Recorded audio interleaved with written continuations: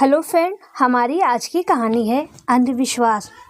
विवाह की रस्में अभी चल ही रही थी कि विपिन के पिताजी सुमेश को एक बार फिर दिल का दौरा पड़ गया। निवेदिता अपनी देवरानी कमल को विवाह का दायित्व सौंपकर सुमेश के साथ चली गई।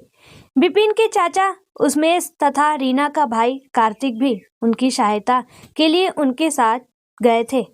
सुमेश को तुरंत हॉस्पिटल में एडमिट कराना पड़ा। इससे पहले भी सुमेश को एक बार दिल का दौरा पड़ चुका था, अतः सभी चिंतित थे। हंसी मजाक का दौर थम चुका था तथा विवाह की अन्य रस्में औपचारिक होकर रह गई थी। कंगना खिलाने की रस्म चल रही थी। रीना की भाभी अपना रोल बखूबी निभाते हुए संजीदा हो आए माहौल को खुशनुमा बनाने का प्रयास कर रही थी कि रीना की दादी के स्वर सुनाई पड़े, जो वह विवाह में सम्मिलित होने आई अपनी बहन से कह रही थी। मैं तो पहले ही कह रही थी कि बिना लग्न के विवाह करना शुभ नहीं है, परंतु आज के लोग न तो जन्म पत्री मिलाने में विश्वास करते हैं और न ही शुभ नक्षत्रों की परवाह करते हैं। भुगतना तो अब बेचारी रीना को ही पड़ेगा। माँ जी, आज के युग में विवाह जन्म कुंडली मिलाकर नहीं, बल्कि ब्लड ग्रुप और आचार विचार को ध्यान में रखकर करना चाहिए। वैसे भी जन्म कुंडली मिलाने मास से ही तो विधि का विधान टल नहीं जाता। सीता जी का भी जन्म कुंडली मिलाकर विवाह हुआ था।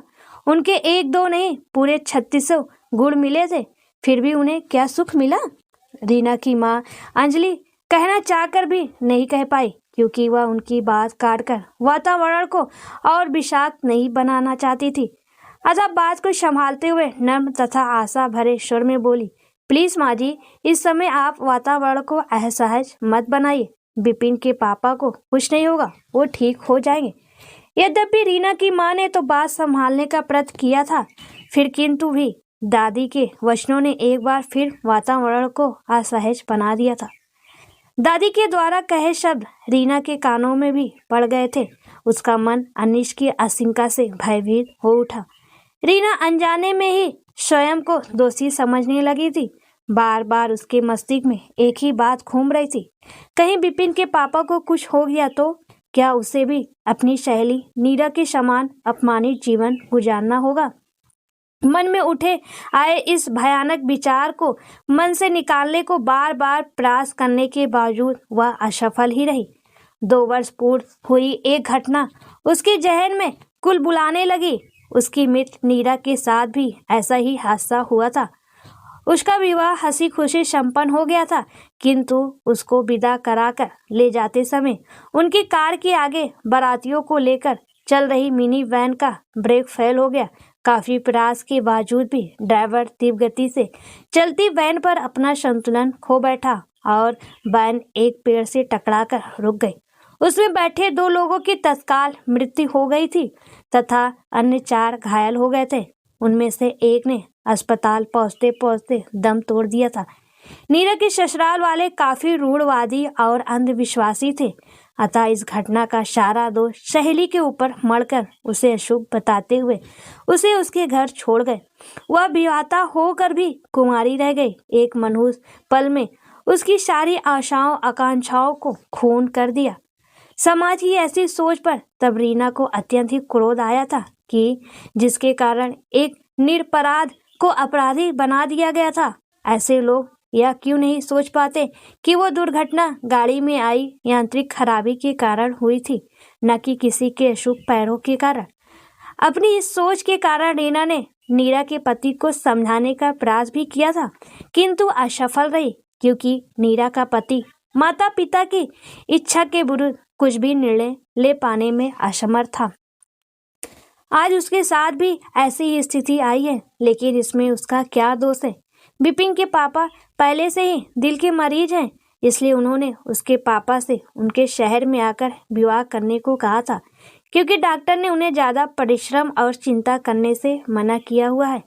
अगर वास्तव में उन्हें कुछ हो गया तो क्या उसे भी नीरा की भांति अपनी जिंदगी गुजारनी होगी, या जिंदगी भर ऐसे ही व्यंग वालों को सुनना पड़ेगा। क्या विपिन भी उसे अपराधी समझेंगे, सोचकर वह शिहर उठी थी। डॉक्टर ने सुमेश की स्थिति देखकर 72 घंटे का खतरा बताया था। विदाई के पश्चात घर आकर कुछ आवश्यक रस्में पूरा करने के पश्चात विपिन अस्पताल जाने लगा तो रीना ने नर्म स्वर में स्वयं भी चलने की इजाज़त मांगी। विपिन के मना करने पर संयम स्वर में उसने कहा, अब मैं इस घर की बहू हूँ। यदि यही घटना आज से 1-2 वर्ष बाद घटती तो क्या मैं भी माँ जी के साथ अस्पताल नहीं जाती?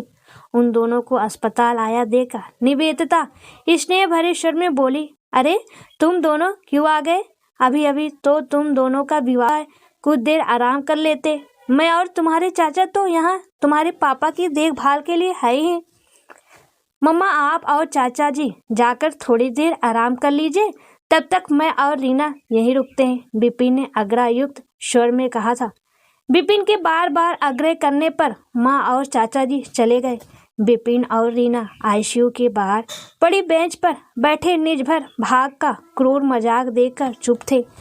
दोनों के बीच एक अनकहा मौन पसर गया था। वो समझ नहीं पा रहे थे कि क्या करें। विवाह मानो कि जीवन का वो हसीन स्वप्न है जिसके रंग व किशोरावस्था से ही अपने मन के खाली कैनवास पर भरने लगता है। अपने ख्यालों में एक ऐसा संसार बसाना चाहता है जिसमें सिर्फ वो हो और उसकी प्रेयसी, लेकिन उनके रंग एकाएक छितर गए थे। यही कारण था कि उनके विवाह का पहला दिन यार दोस्तों ननद भौजाइयों की हंसी ठिठोली के बीच ना गुजर कर इस अस्पताल में गुजर रहा है। आसपास गुजरते लोगों की तेज नजरों से कपड़े बदल कर आने के बावजूद नवविवाहिता रीना स्वयं को छिपा नहीं पा रही थी। आते जाते लोगों की नज़र उन पर पड़ रही थी। 1-2 लोग कौतूहलवश उनमें से पूछ भी बैठे। विपिन से उत्तर पाकर उनकी नज़रें अंततः रीना पर जाकर टिक गई थी। कहते हैं जो इंसान सोचता है वही उसे सुनाई या दिखाई पड़ता है। एकाएक रीना को लगने लगा कि उनके आसपास से गुजरते लोग एक स्वर में कह रहे हैं कि तुम अशुभ हो, तुम अशुभ हो। सोच सोच कर वह असहज हो उठी, किंतु विपिन की दिलासा देती नजरें उसका आत्मविश्वास मनोबल टूटने से बचा रही थी। माना उनके पास शब्द नहीं थे, लेकिन निगाहों में ऐसा बहुत कुछ था जो शब्दों का मोहताज नहीं था। आखिर 2 दिन पश्चात सुमेश ने आंखें खोली। विजिटिंग आवर में पास बैठी निविता से उन्होंने रीना और विपिन से मिलने की इच्छा जताई। निविता ने बाहर बैठे विपिन और रीना को बुलाया। उन्हें देखकर अत्यंत थके स्वर में उन्होंने कहा, बेटी शायद तेरे पास रहने का सौभाग्य मुझे नहीं मिल पाएगा, लेकिन अपनी माँ को कोई तकलीफ न होने देना। पिताजी आप ऐसा मत कहिए, आप शीघ्र ठीक होंगे तथा हमारे साथ रहेंगे। कहते हुए रीना की आंखों में आंसू आ गए। उसकी मन स्थिति समझकर निवेदिता ने विपिन को उसे घर ले जाने का आदेश दे दिया। यद्यपि पिताजी की बातों ने रीना को विचलित कर दिया था, फिर भी उन्हें होश में आया देखकर बहुत दिनों के पश्चात रीना ने चैन की सांस ली थी। सुमेश की हालत में सुधार आ रहा था। उन्हें प्राइवेट वार्ड में शिफ्ट कर दिया गया था। धीरे धीरे सभी रिश्तेदार अपने अपने घर लौटने लगे थे। इस बीच रीना ने घर का काम बखूबी संभाल लिया था। दिन में निविदा तथा रात में विपिन सुरेश के पास रहते, जबकि रीना घर के काम के साथ आना जाना करती रहती थी। एक दिन निवेदिता को अस्पताल छोड़कर विपिन खाना खाने बैठा ही था कि मोबाइल की घंटी बज उठी। निवेदिता थी, शीघ्र आओ, तुम्हारे पापा को फिर से अटैक आया है, डॉक्टर उन्हें आईसीयू में लेकर गए हैं, कहकर वह रो पड़ी थी।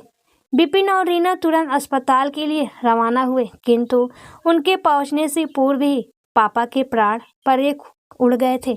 आघात इतना तीव्र था कि माँ जी निशब्द हो गई थी। रीना की आंखों से आंसू रुकने का नाम नहीं ले रहे थे। अनजाने ही वह स्वयं को अपराधी महसूस करने लगी थी। निवेदिता के मौन को कोई नहीं तोड़ पा रहा था। विपिन जहां अंतिम यात्रा की तैयारियां कर रहा था, वहीं रीना साए की तरह उनके पास थी। एक बार फिर घर में रिश्तेदार इकट्ठे हुए। जितने मुंह उतनी बातें। निवेदिता ने बिना साए के विवाह कर गलती की। पता नहीं इतनी जल्दी क्या थी। 1 महीना और रुक जाते तो क्या हो जाता। मेरी तो कोई सुनता ही नहीं है। शास्त्रों लिखी बातें झूठ तो नहीं होती। उन्हें न मानने पर कुछ न कुछ परेशानी तो उठानी ही पड़ती है। यहाँ तो मेरा पुत्र ही चला गया, निवेदिता की सास ने रोते हुए कहा। मैं तो भाई बाहर आना जाना भी मूर्त निकलवा कर करती हूँ। इनको तो इन सब बातों में बहुत विश्वास है। फिर यहाँ शादी में कुंडलियाँ भी नहीं मिलाई गई। चाची सास ने कहा, इस लड़की का रिश्ता मेरी ननद के लड़के के लिए आया था। लड़की मंगली है। इसके ग्रह लड़के के पिता पर भारी थे, अतः हमने मना कर दिया था। मुझे तो विवाह के समय पता चला। आजकल तो कोई राय भी नहीं लेता। मुझे पता होता तो मैं रिश्ता होने ही नहीं देती। मेरा भाई बेमौत ही इसके अशुभ पैर इस घर में पड़ने के कारण मारा गया। रोते हुए ननद सविता का स्वर गूंज उठा। व्यंग बाणों को सुनते सुनते रीना के आंसू तो कब के सूख चुके थे। कहते हैं कि इंसान की सहने की शक्ति अद्भुत होती है। जो रीना अपने माता पिता की छोटी से छोटी बात पर आफत मचा डालती थी, वही आज शांत और निशब्द लोगों के वचनों को सुन रही थी। न जाने क्यों उसे लग रहा था कि लोग कितने ही आधुनिक बनने का ढोंग कर ले, लेकिन उनकी मानसिकता आज भी सदियों पुरानी ही है। निवेदिता का मौन अपनी सास और ननद के शब्दों को सुनकर टूट गया। वह रोते हुए बोली, माँ, दीदी, बस भी कीजिए। इस लड़की को क्यों दोष देती हैं? अब यह हमारे घर की बहू है। कृपया इसके लिए अशुभ शब्दों का प्रयोग मत कीजिए। माँ जी, आज से 30 वर्ष पूर्व मेरा और सुमेश का विवाह भी बिना जन्म पत्री मिलाए हुआ था। क्या हमने सुखी वैवाहिक जीवन नहीं व्यतीत किया? सुमेश आपके पुत्र दीदी के भाई थे, तो मेरे पति और विपिन के पिता भी थे। हमें भी उतना ही दुख है जितना कि आपको। जन्म और मृत्यु पर किसी का वश नहीं है। हमारे भाग में उनका साथ बस इतना ही था। क्या आपकी बेटी के साथ ऐसा होता तो भी क्या आप इस अंधविश्वास को मानती? इस घटना के लिए न मैं किसी को दोष दूंगी और न ही किसी को देने दूंगी। अरे, हम तो भूल ही गए थे कि भाई से ही मायका होता है। जब भाई ही नहीं रहा तो मायका कैसा? हम यहाँ अपनी बेइज्जती कराने नहीं आए, समझा ही तो रहे हैं। अभी भी नहीं समझी तो भुगतोगी, कहकर सरोज इधर उधर देखने लगी। निवेदिता को चुप पाकर सविता ने एक बार अपने भाई उमेश और भाभी कमल की ओर देखा। वहां भी कोई प्रतिक्रिया ना पाकर अपने पति निरंजन की ओर देखते हुए अपने चिरपरिचित अंदाज में हाथ नचाते हुए रौद्र रूप दिखाकर अपनी बात मनवाने की कोशिश में पुनः बोली, चलो जी चलो, दे दी सांत्वना। बेइज्जत होकर अब मैं यहाँ और नहीं बैठ सकती। वो भी अपनी माँ की तरह ऐसे ही जब तक निवेदिता और कमल पर अपना रूप जमाकर उन्हें बेइज्जत करने से नहीं चूकती थी, किंतु अपनी धमकी के बावजूद इस समय किसी से भी प्रोत्साहन न पाकर अपमानित सी फुकार कर बोली, आज मेरी बातें तुम्हें अच्छी नहीं लग रही है, पर पछताओगे एक दिन, कहकर सविता ने एक बार फिर चारों ओर देखा। इस बार भी सबको चुप देकर अपने पति निरंजन को हाथ पकड़कर उठाया तथा कभी न आने की धमकी देते हुए चली गई। इसी के साथ ही लोगों की फुसफुसाहट बंद हो गई। रीना की आंखों में सूखे आंसू एक बार फिर वह बह निकले तथा निवेदिता की गोदी में सिर छिपाकर रोने लगी। रो मत मेरी बच्ची, इन सब व्यर्थ की बातों को दिमाग से निकाल दे, इसमें तेरा कोई दोष नहीं है, कहते हुए निवेदिता की आंखों से भी आंसू बहने लगे थे। रीना निवेदिता के प्रेम से सने शब्दों को सुनकर जी उठी थी। सचमुच माँ जी महान है। तभी तो उन्होंने अपनी सास और ननद के वचनों को काटकर वेद की परंपराओं अंधविश्वासों को नकार कर उसे जीवन दान दे दिया। उसका मन उसके प्रति अपार आदर और श्रद्धा से भर उठा था। सच में दोस्तों, कुछ गंवार औरतें होती हैं जो अशुभ अशुभ मानती हैं, और हाँ, मानती हैं दूसरों की बेटियों पर, खुद के बेटियों पर नहीं। लेकिन कहीं कहीं निवेदिता जैसी भी सास होती है जो अपनी बहू बेटी में कोई फर्क नहीं करती, इन अंधविश्वासों से दूर रहती हैं।